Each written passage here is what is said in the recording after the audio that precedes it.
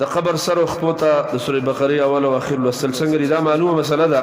موږ د دې منبر نه یو شل ځله کړ ده تقریبا.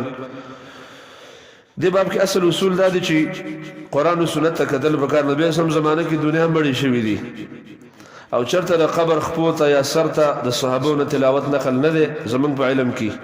کوم روایت چې د عبد الله بن عمر راغله د مشکات کې راغله د کتاب الجنائز کې مشکات والا وی والصحيح انه موقوف. دا سیده دا روایت موقوف ده. شیخ البانی احکام الجنائز کې وجه دا موقوف هم ضعیف ده. دا کوم چې موقوف ده نو په دې کې اختلاف ده چې مرفوع ده که موقوف ده. نو دا موقوف ده. خلق په دې باندې خلق خطا کوي چې نه والصحيح معنی دا چې دا صحیح موقوف ده. معنی دا نه ده. په دې رفع او په دې وقف کې اختلاف ده چې دا مرفوع ده که موقوف ده. مشکات والا وی دا موقوف ده.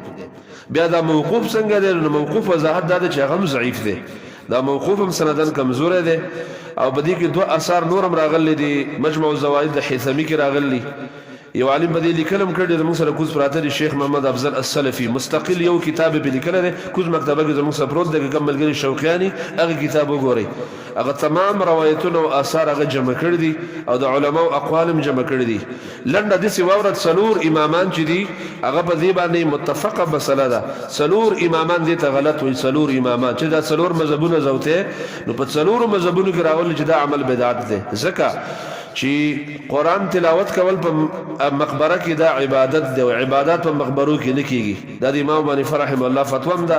د ټولو امامانو فتوی یو عالم را جمع کړی یو کتاب کو زمون سره پروت دی. د بدعات بنوم باندې کشف الباحث دا غینوم دی عن البدع والحوادث.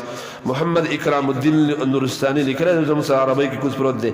نو دا خاصه مسله او د سلور امامانو فتوا په دې دا ده چې د قبر سر او خپو ته تلاوت کول دا بدعت دی. او کوم چې شافعي صاحب ته منسوب اقوال لږه کمزوري دي شافعي صاحب نه دي ثابت.